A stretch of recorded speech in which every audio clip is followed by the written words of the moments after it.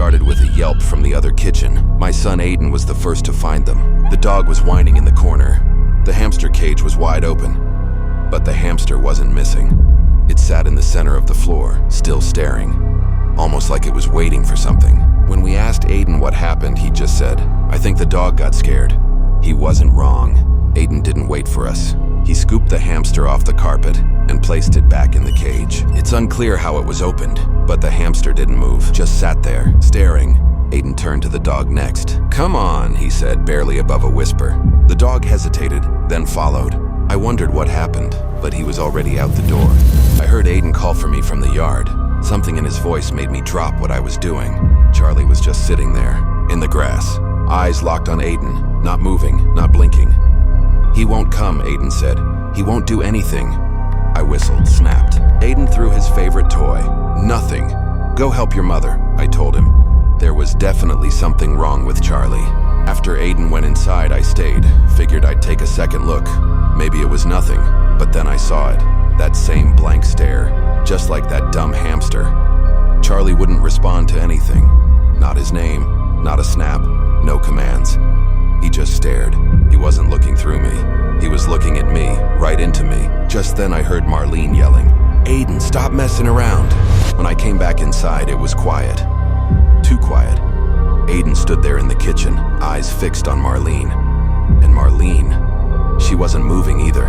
She looked frozen, locked on him. I asked what was going on. Her voice was low, like she wasn't even there. "He's just staring at me." I asked Aiden what he was doing. Nothing, not a word. Just that same blank look. The hamster, the dog, now Aiden. Something was going on, something I couldn't explain. He didn't blink, didn't move, just stood there like a statue. I called his name, nothing. I picked him up. He didn't resist, didn't speak, like carrying a doll. In his room, I sat him on the bed. Tried clapping, snapping, talking right in his face. Still nothing. He just stared. That same damn stare, like he was watching something behind my eyes.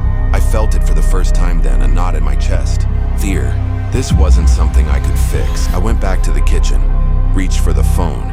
I was going to call 911, just when I was trying to explain what was happening to Aiden. "He's not speaking, just staring," I said.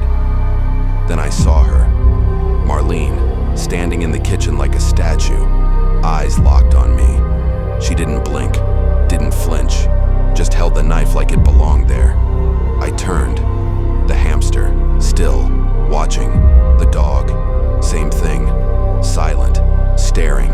And Aiden, back in the hallway now, just standing there. All of them. The silence was too heavy. I could feel it pressing in from all sides. Not just the hamster, not just the dog, not just my son, not just my wife. There was something else watching. Just then, I felt it.